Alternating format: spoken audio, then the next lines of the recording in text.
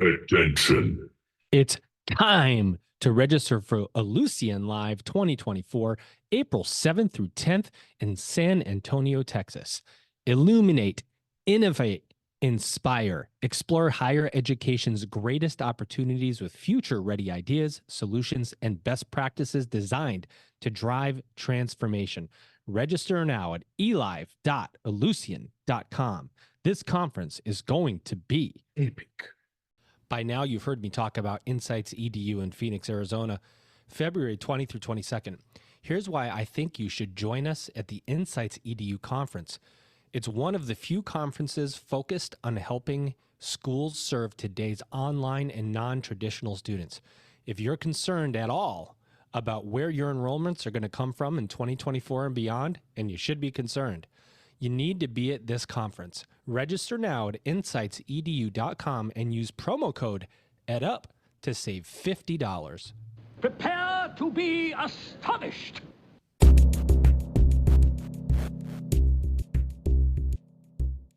Welcome back, everybody. It's your time to EdUp on the EdUp Experience podcast, where we make education your business. This is Elvin Freitas, co-founder of the EdUp Experience. And before I get into it with my guests, let me just say thank you all of you who have signed up for our email list. Go to our website, edupexperience.com, to learn more about all of the almost eight, probably when this is out, it's going to be over 800 episodes and all the different guests we've had on, our commencement, the book, The Beginning of a New Era in Higher Education, that was written with Kate Colbert, Dr. Joe Solucio, and contributions by Elvin Freitas. And get on our email list. Please get on our email list, and we'll let you know where we're going to podcast live, because we're going, as hopefully you know, to different places to podcast live, which is a lot of fun. edupexperience.com. Okay, great. Now let's get to it. My guest today is Dr. Amanda Opperman, and she is the co-founder of Helios Education Lab. Amanda, how you doing? Hey, I'm doing great. Thank you for having me. Yeah, and it's super cool. Just for context, so the audience knows, we have been connected via LinkedIn for a long time. I can't remember. It's been a while. And Yeah. yeah, it's good to have you on the podcast, and nice to meet you, right? Not in person, but virtually, and to learn more about Helios Education Lab. So please, Amanda, what is Helios Education Lab? So this is a fairly new venture on my part, because as you know, since we've been connected for a few years now, Yeah. most recently, I was in higher ed as an administrator. I was a vice president of marketing and admissions, and I was really, leading departments, working deep inside universities, and I had a very straightforward administrative role. But through COVID, actually, and even through some of the people that you and I connected with over LinkedIn in our LinkedIn groups, I started picking up consulting work, and it was just happening organically. And I loved it, and it was really going well. So I leaned into it really hard, and I made a big decision to actually pivot away from being an administrator and start this venture and have my own consulting firm. And it's been amazing. We do marketing and enrollment consulting for colleges and universities, because that's my background and my partner's background. And then more recently, we're really leaning in hard to providing IT consulting to organizations, including educational entities and even government entities, because their structures are very different in how they do procurement and things like that. But what we're doing is providing IT consulting for those types of organizations that need digital transformation. Yeah, so that's Helios, and that's me. Okay, awesome. I appreciate the context. So the reason why we're on the call today is because I put out a post, and I wanted to talk to someone who had experience working with RFPs, otherwise known as requests for proposal. Obviously, I just started working with this, and I'm sure that there's tons of people who are listening who want to learn more. Requests for proposals. First of all, tell us about how you got into that world. I got tons of questions, so I'm going to try to one by one.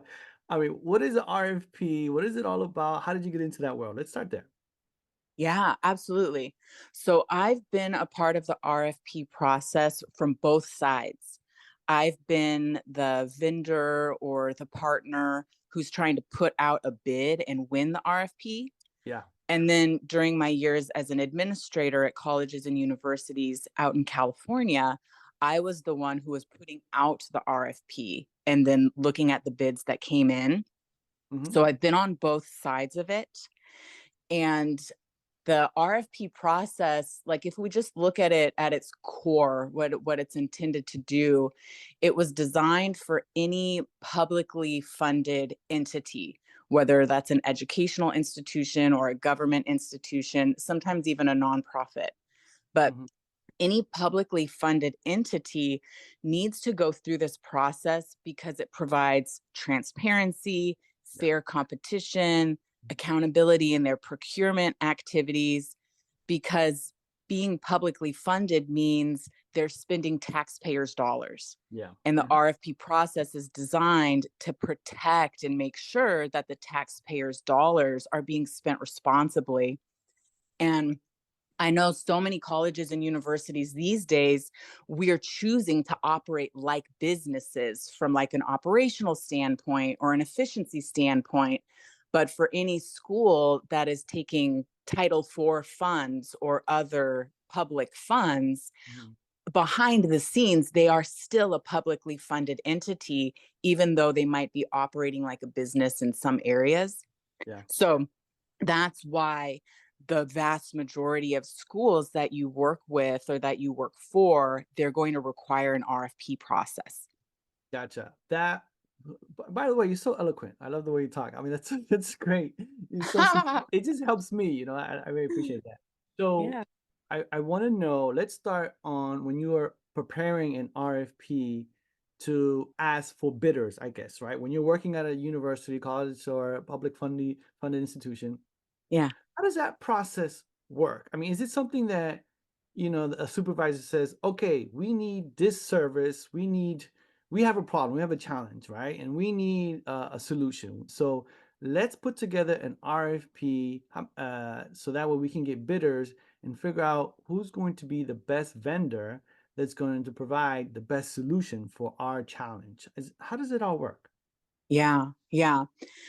There's kind of like the letter of the law and Mm, the spirit of the law. And then the way it happens is kind of in between. So I'll share it all.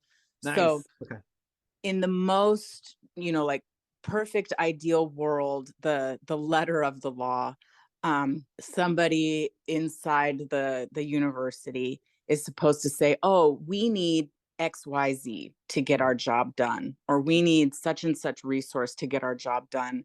We don't have it in house. It's not cost effective to do it in house, so we're going to have Mm, to procure this from some mm, external partner. yeah.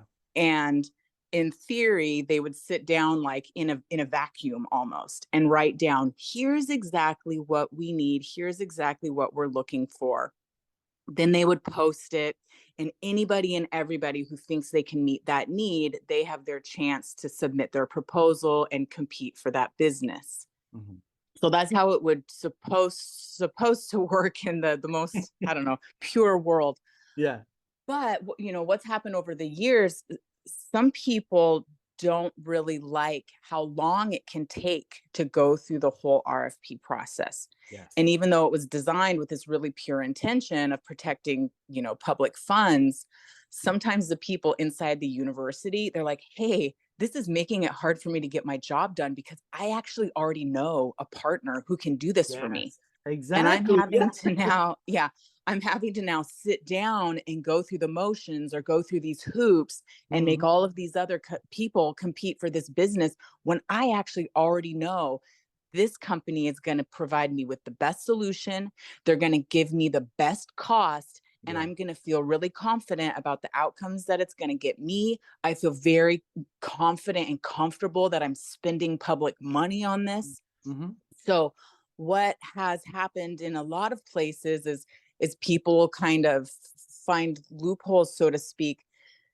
They'll start to design an RFP with specific vendor in mind. Ah, okay. Gotcha. That's not how it's really supposed to go, Yeah. but I have seen it happen that way before. Mm-hmm. So you'll have companies who will bid on it and they might not even have a fighting chance at all, because while the RFP was being written, it was actually being written with a very specific vendor in mind.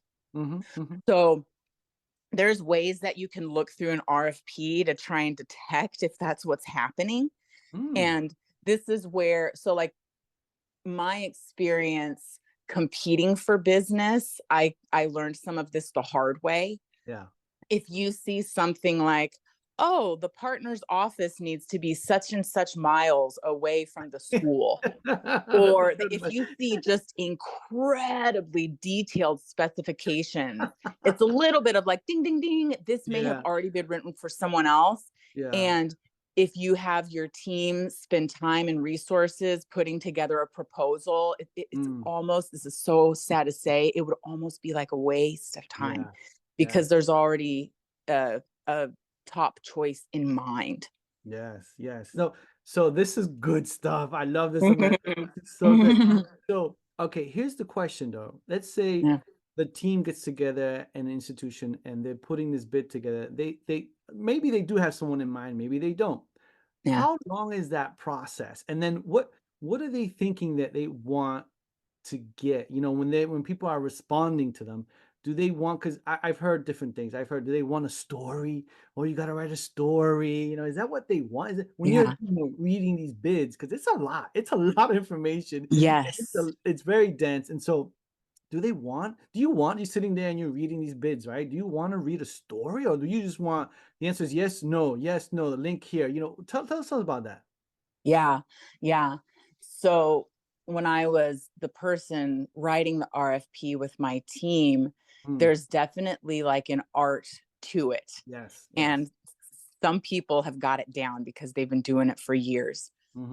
If you've got someone who's really good at writing the RFP, they're going to give really specific questions, really specific kind of like specifications. Yeah. So then the company who wants to bid on it, they could read that checklist and say, here's exactly what they want to know from me. I don't got to waste my time with anything else. I'm just going to tell them exactly what they want to hear. Almost like when you're applying to school or something and you have to fill out the application. So if they have a question like, the background of the company, is the mission of the company aligned with the mission of the school, or what are the values, and do the values match with the values of the school? That's a place where it can give you room to tell some story. Okay. But the other questions, if they're written, clearly and effectively, what they're really going to want to know is, how can you help me achieve XYZ? And how can you achieve it for me better than if I had done it in-house? Because again, the reason they're doing the RFP is because they're choosing to not do something in-house. Good point. So there can be some room to do some storytelling, but if a team is reading through tons of RFPs, they're not going to want to spend a whole lot of time with really flowery stuff. They're going to care about the parts of the story that really match with their needs, because at the end of the day, it's all about getting their needs met. Now, how long does this process take for them to create an RFP to put it out there in the world? I mean, are we talking weeks, months? What are we talking? Oh, it really depends on the organization. So in an ideal world, you can you can request from your procurement office that you need to put something out to bid. You can write your RFP and then they can post it for you in a few weeks. But very specific to each organization, some places just have more red tape, some places just have more internal channels of things to navigate, like 400 forms for something that's a part of university world and government world sometimes. So it can take a pretty long time if you've got an organization with a lot of red tape. And that goes back to why some people will start to resort to like finding the loopholes in the system, because they're trying to speed things up. They want to get a solution really fast. They've got some boss or some team who's like, hey, we need this from you. And the RFP can actually be seen as slowing it down. So it can take weeks or months if you've got a university, for example, where there's lots of layers of approval, where maybe your school is part of a graduate school, and there's a lot of different graduate programs in the graduate school. And all of those graduate programs all have RFPs, and they have to go up to the grad school level. Then the grad school is part of a larger campus that has tons of different schools. And if there's lots of layers of approval, it can take a long time. But again, this is just super unique to each place. Maybe you know someone who's worked there for a really long time, and you work internally to kind of get yours through faster. There's definitely people who have been inside the system a long time, and they've figured out the way to navigate things through it a little faster. Are you kidding me? No, I'm not. For a third straight year, the EdUp Experience will be recording live at Elucian Live 2024 this year in San Antonio, Texas, April 7th through the 10th. Illuminate, innovate, and inspire. That's the framework for the conference. Leaders from institutions around the world will converge at Elucian Live 2024 to discover game-changing technology, share industry insights, and build powerful connections. It's time to explore higher education's greatest opportunities with future-ready ideas, solutions, and best practices designed to drive transformation. You can register now at elive.elucian.com. Epic. Oh, yeah. You've heard me talk about the Insights EDU conference. Well, let me tell you 3 reasons why I think everyone listening should join us in Phoenix, Arizona on February 20 through 22nd for Insights EDU. 1, it's one of the few conferences focused on helping schools serve today's online and non-traditional students. 2, you can expect a mix of speakers you won't hear anywhere else, including higher ed leaders from Google, LinkedIn, Adobe, and more. And reason 3, Insights EDU has an agenda packed with sessions discussing the latest trends in higher ed leadership, marketing, and enrollment management. Register now at insightsedu.com and use promo code EdUp to save $50 off your registration. Oh, yeah. Yeah. Okay, that helps. And so when this group, because I'm assuming it's always a group. I'm assuming it's always a group of people that maybe there's like I don't know if it's like admissions, you know how they have like that first reader and then they're gonna have a little group and the admissions group, and then the first reader makes this a second reader, and then there's someone who presents to the group and on the applicant. So is it similar in terms of the bidding process when they get all the bids and they're sourcing through, and then what's that process like, right? Once they come in. And you know what also I noticed too? I noticed that when you say they post it out in the world, they post it out to a lot of websites where you have to either pay to be able to see the bid, right? You have to pay like a membership to see it's not like it's out there for free. I mean, unless I'm seeing things wrong, but sorry, man, there's just so much there. It's just so many questions. But let's just go back to, okay, once the bid comes in, what does that process look like? You know, and the group the committee or whatever has it, which I don't believe in committees, but the group has it, and they figure out, how do we get through all of these bids? Are there any like red flags? Like, well, let's put this one's not going to make it to the next pile. You know, tell us about your experience. Yeah. And I think I can even weave it in with the other part of your question about those paid platforms.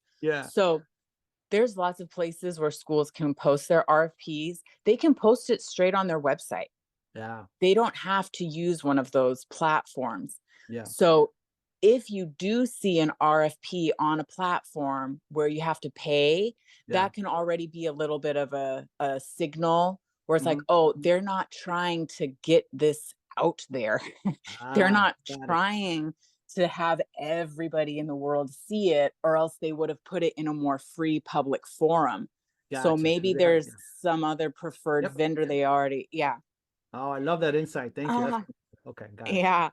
And then another thing is, if you see in the RFP, if it says something like you've got 10 days to respond, or you've got 5 days to respond, that can also be another hint where it's like, oh, okay, there might be some preferred vendor out there who maybe even helped them write the RFP a little bit. which Wow. again, it's not supposed to happen that way, but Yeah. sometimes I have seen it out there in the world that it does happen that way. Mm-hmm. So you'd be like, oh, it feels impossible to get an Yeah. RFP done in that amount of time. And it's like, yeah, they wanted it to feel impossible because there's someone Exactly. else waiting in the wings who already has it pre-written. Yep. Yep. Got it. Yep. That's great. Yeah. Keep going. Keep going. This is Yeah. wonderful. I love it. Keep going. But then the way it goes when they're actually getting submitted, again, this is so unique to each school. At the end of the day, it might be one person. It could be Oh, a wow. director, it could be a vice chancellor, it could be Yeah. one person who sits down and just reads through them all. And then depending on what kind of structure they have above them, Mm-hmm. maybe they just tell their manager, here's the one I chose and here's why. And the manager says, great, go for it. Wow. Or it might be something a little more formal where they sit down and make a presentation to a group of people and say, here's the top 3. Yeah. It's very unique to each institution. So for me, the way that I saw it happen when I was working at universities, I had trust with the person that I was reporting to, and they would say, hey, the next time we do our weekly one-on-one, tell me your top couple of choices and tell me which one you recommend. And just verbally in our next one-on-one, I would share it with them and they'd say, great, go for it, put it into your budget. And Wow. that was it. Wow. And then I would choose on my team, my couple 3 most core people that I would go to because I really trusted their opinions or I relied on them. I would maybe share it with them and get their feedback as well. So it was just a pretty small group internally. And then the rest of the paperwork, it would navigate its way through different channels, but the channels were a little bit of a formality, really, you Mm-hmm. know? So there's not as much like a pomp and circumstance that you might imagine where it's like, hey, let's all sit down together as a Yeah. group, let's all read these proposals together, Yeah. let's pick the top ones, and now we're going to make a presentation for the group above us. Yeah. In the majority of environments that I've worked in, it's never that involved because these people are trying to get so much done Yeah. and they're already feeling slightly burdened by the RFP process that they're trying to make it go as fast as possible. Yeah. And again, I know that's probably a little bit of bad news because that's not the exact way that it was designed to be. But, just reality comes into play, and that's kind of what it has become. Yeah. Wow. This is fascinating. So, are there any red flags that bidders should be aware of when they're putting their RFPs together saying, don't do this? Nobody, when you're receiving these, and we're reading it, we don't want this on the RFP. Please don't do that. Yeah. Yeah. Anything that is not like directly tied to a question or a bullet point in the RFP itself, if you can't make like a direct line to it, leave it out because it's going to be seen as like extra fluff. Really, Okay. yeah, when they write the RFP, they're basically saying, here's my needs, here's what I want to see from you, just show me what I want to see only. If they want quote unquote extra fluff, maybe they'll put a question at the bottom that says, please include anything else that you think Yeah. would be relevant. And maybe they'll glance at it. But really use their RFP to a T. If they say we're looking for XYZ, every single thing in your proposal should directly tie to XYZ. And I mean, even make that like the headings, the headings in your RFP say, in this RFP, we're going to touch on XYZ. Chunk number 1, X. Chunk number 2, Y. And just make it super tight right to what the RFP asked for. Okay, got it. And so one thing I've noticed is that sometimes they have a lot of yes, no questions. So so is the best practice to say yes and then provide a description, or is it just to say yes or provide a link if they want to learn more? And what when do you provide links? Because obviously there's so much that is on the website of a company that's a bidder, right? It's easy for the bidder to say, look, dude, we got everything on our website. Just here's the link to that. Here's the link. You want XYZ? Here's a link to X. Here's a link to Y. Here's a link to Z. Yeah. It's like the easiest thing to do. But I'm just curious. Reading that is that something you think that is a good practice is saying, so yes, no question, yes, and then if you want more information, here's the link, or just yes and moving on? I would do yes, followed by maybe like a one sentence, super, super brief backup as to why the answer is yes. And then you can also add a link. But like you had said, it's so easy to just put in a link. It's easy for the vendor. But Mhm, then what it does is it puts a burden on the person reading the proposal. It puts the mhm, burden on them to go click a mhm, link to a website. And that website was not designed for them to read, right? The mhm, website was designed for anyone in the world who goes to that website to read it. So mhm, what that does is it kind of makes it seem like the vendor is more in it for what's easy for them and just says, hey, mhm. look at our website. You could figure it out. And Ah, from the point of view of the person who made the RFP, they're like, hey, if I wanted to just choose something by reading a website, I wouldn't have gone through the process of making this RFP. You know what I mean? Like mm, the RFP is the chance for you to show me what you can do and show me how you're catered to my needs and show me how you'll meet, the outcomes that I'm trying to seek. Don't give me just one generic website link that's meant for anyone in the world. I need something very specified to my needs. interesting. That's really good insight. So, are there any other things during your experience that you can think of that people need to know about this whole RFP process that we haven't covered yet? I mean, I feel like we covered a lot, which is great. A lot Yep. of good insights. So, is there anything else that you can think of? Yeah, something that can be really helpful to the universities. It's a huge time saver. Yeah. They can see if the state that they operate in, if their state has any kind of cooperative procurement contracts. Ooh, what's that? And so, yeah, these are so helpful. So there are groups or entities out there, cooperative purchasing organizations.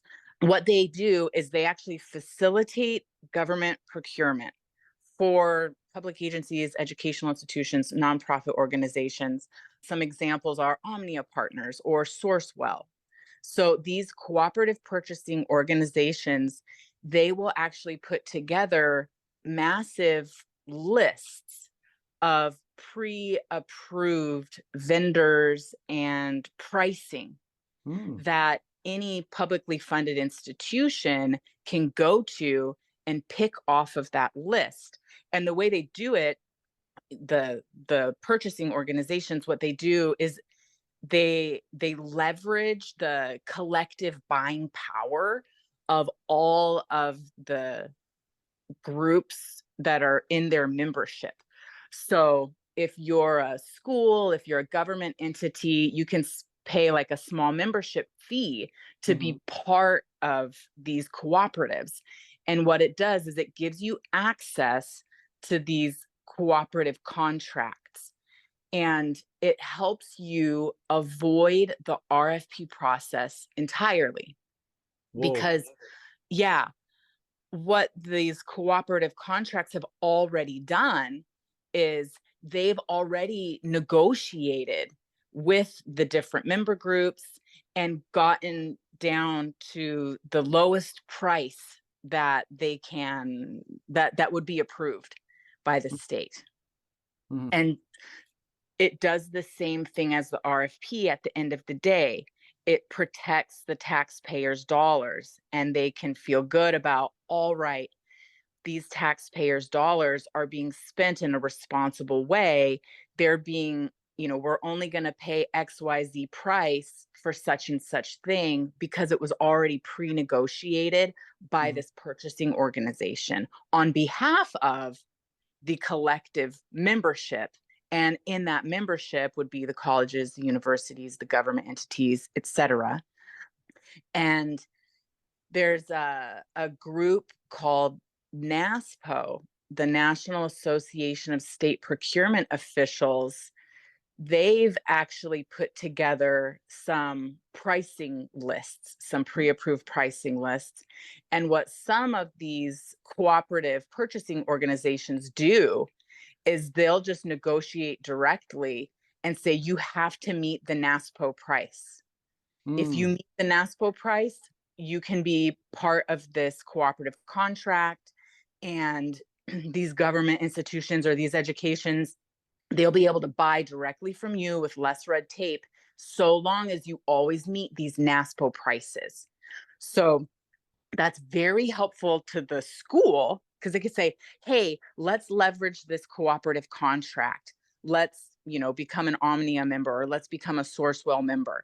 And now we're going to be able to go straight to this contract list and see anybody who's on it, know they're pre-approved, and it's going to save them the time of having to go through the RFP. Then for the vendor as well, yeah, I was you just can going to ask go that. Go through, ahead. yeah, yeah, you can go through the process of getting on that list. And it changes the conversation. So now if you're a vendor, instead of going around and trying to bid on all these RFPs, Yeah. what you do is you get yourself onto the cooperative contract, because you guarantee that you'll always meet the NASPO prices, for example, or whatever prices they have pre-approved.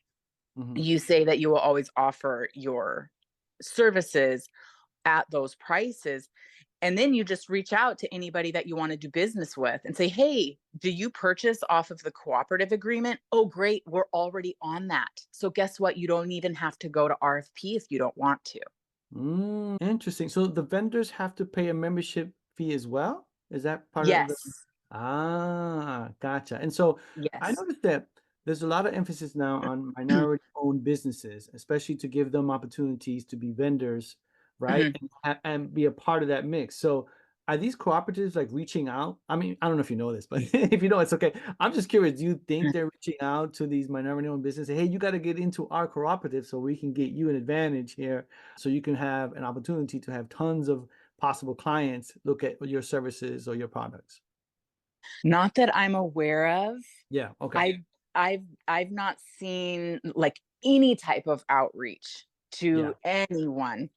Yeah. So if a vendor wants to get on one of these cooperative contracts, it's Mhm. really on them to Yeah. choose to do it. Yeah. So they would look at the different cooperative purchasing organizations that are out there. Hmm. And then each one of those organizations has eligibility criteria. And then, if you meet the criteria, you can go through their application process. It reminds me a little bit of what I went through when I was trying to do like accreditation work for schools. Like, oh, I need to get this program accredited, or I need to maintain accreditation for this Yeah. school. And you have to go to information sessions, and you have to learn about their standards. And then you Yeah. have to prove to them that you meet their standards. So it's a little bit similar where you're like, okay, let me see, does my organization meet the eligibility standards of this cooperative purchasing organization? Mm. And if so, there's a lot of things that I'm going to have to do to apply in the beginning, and then show them over time that I'm still meeting all of their standards. And as long as I do that, I will always remain on their list. And the outreach I've actually seen happen more often is if a vendor gets themselves on this cooperative contract, they'll start doing outreach to their current clients and their prospective clients to teach them about the cooperative contract. Mhm. But these organizations that are these cooperative purchasing organizations, they're not doing big marketing or big outreach Yeah. or anything like that. They're just kind of Yeah. like, hey, we exist. And if you find out about us, good for you. Yeah. Yeah. And that's I don't know, I guess a blessing and a curse, because Yeah. one, it's like, well, hey, now this becomes like, well, what if I wanted access to that? And what if I wanted that advantage for my company? How am I supposed to find out about these things? But then the other side of it is, because they are representing publicly funded institutions and Yeah. they're trying to operate themselves, like they're nonprofit institutions, they're not spending a lot of their dollars on marketing and Yeah. outreach. Yeah. So yeah, it's a double double-edged sword. Yeah. Wow. Absolutely fascinating. This has been So cool. Just amazing. I'm just mind blown by everything you have talked about today. And thank you so much for doing this. We usually ask everyone, what do you see as the future of higher education in the last question? But I thought maybe we'd change it up a little bit. First of all, anything that we missed that you wanted to talk about today about Helios, about RFP process, anything you think that we've missed at all that you wanted to say? Whenever I get asked a question like this, I always want to fill it with something because I have the opportunity to speak and I don't want to waste it. But no, I Yeah, think this is yeah. like a really thorough, good conversation. I had a blast. I cannot think of anything else. But if I have the chance to speak a little more about what I'm doing with Helios Education Lab, I think one thing I can share is now that we're doing more of this IT consulting and helping colleges and universities through digital transformation, I'm getting more involved in cooperative contracts than I ever had before. Mm-hmm. Because IT departments, I believe they are absolutely the wave of the future. Yeah. The IT department is going to become one of the most prominent, influential departments at a Yeah. school. It's a really good point. Very good point. Yeah. They're not necessarily going to be, the person who shows up and tells you to reboot your computer because it's broke. You know what I mean? Like Yeah. every single thing as we move forward Yeah. is getting connected to technology. Yep.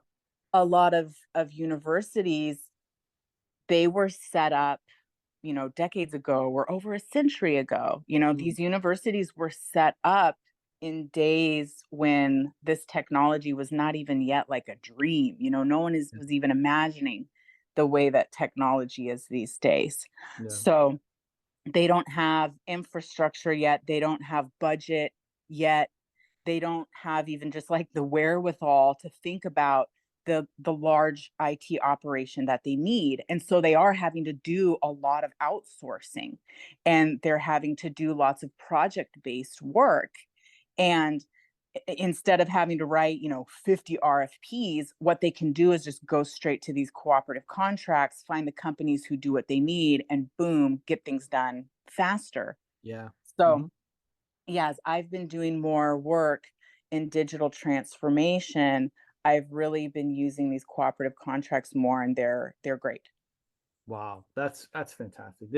What a huge takeaway that is, by the way. I love when I learn something and it makes me go, oh yeah, that makes total sense. So the IT department, because back in the day when I went to college, I mean, IT department, yeah, your email's messed up, or you want to get something printed out, but it was the IT guys. It's always the IT guys. Not anymore. No way. They're leading from the front now. So I love that, and it's just going to continue.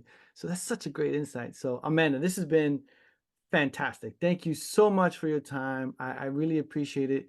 And let me outro you. So, ladies and gentlemen, you've been listening to the amazing, the wonderful Dr. Amanda Opperman, and she is co-founder of Helios Education Lab. Amanda, where can people find you? Find me on LinkedIn, the best place in the world, or helios-education-lab.com. That's where I am. Excellent. Please, I highly recommend, if you're listening to this, please connect with Amanda and send this to someone who works with RFPs, please, and say, you got to listen to this episode. This is good stuff. So with that, ladies and gentlemen, you've just EdUp. Attention. It's time to register for Elucian Live 2024, April 7th through 10th in San Antonio, Texas. Illuminate, innovate, inspire, explore higher education's greatest opportunities with future-ready ideas, solutions, and best practices designed to drive transformation. Register now at elive.elucian.com. This conference is going to be epic. Hey there, higher ed leaders. Are you thinking about joining the EdUp Experience podcast at Insights EDU on February 20th through 22nd in Phoenix, Arizona? 100%. I thought so. This is the go-to event for higher education marketing and enrollment management. At Insights EDU, you'll gain cutting-edge insights from industry experts, including speakers from companies like Google, LinkedIn, Adobe, Salesforce, and more. Become the transformational leader your campus needs by participating in discussions on important topics like online student demands and preferences, increasing affordability and accessibility, branding, measuring marketing performance, and much more. Insights EDU is the conference you need to attend in 2024. Register now at insightsedu.com and use the code EdUp to save $50 off your registration.